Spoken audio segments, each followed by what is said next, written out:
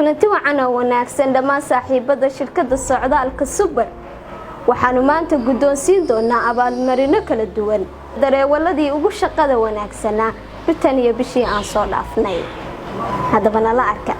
waa tahay hadda waxaan la joogaa Mursal Siciid oo kamid ah dareewalada u kala goosha Garowe Tugaal Kacayo Mursal shirkadu waxay u aqoonsatay inuu yahay shaqsigii ugu wanaagsan ama dareewalkii ugu fiicnaa ee u kala goosha Garowe Tugaal Kacayo iyadoo abaalmarin guddoonsiinaysa Mursal sidee baad u aragtaa abaalmarinta lagu siinayo maanta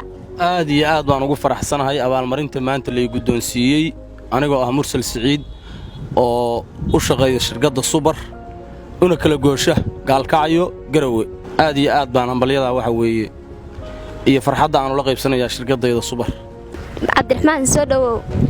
wadhow walaal ma hay maanta nooga waran safarkaagi hadda timid ka waran safarkaagi maanta waxaan ka soo baxay Garowe Boosaaso maanta soo baxay insha Allah ilaahay si nabad khayr qabo aan ku imi Garowe ku soo galay alxamdulillah rabbil caalamiin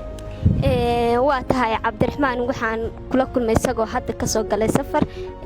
Boosaaso to Garowe Cabdiraxmaan wuxuu ka mid yahay dareewalada u kala goosha Garowe to Boosaaso Boosaaso to Garowe Cabdiraxmaan isla markaa shirkadu maanta waxay u aqoonsatay inuu noqday dareewalkii ugu aktifsanaa ama se ugu shaqada fiicnaa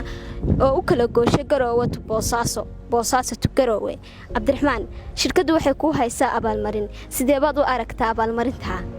والله abaalmarinta aad iyo aad ugu faraxsanahay maadaama dareewalkii ugu fiicnaa ama bishan ugu fiicnaa noqday ma garatay waan aad iyo aad baan uga mahadcelinahay abaalmarinta waana ka guddoomaya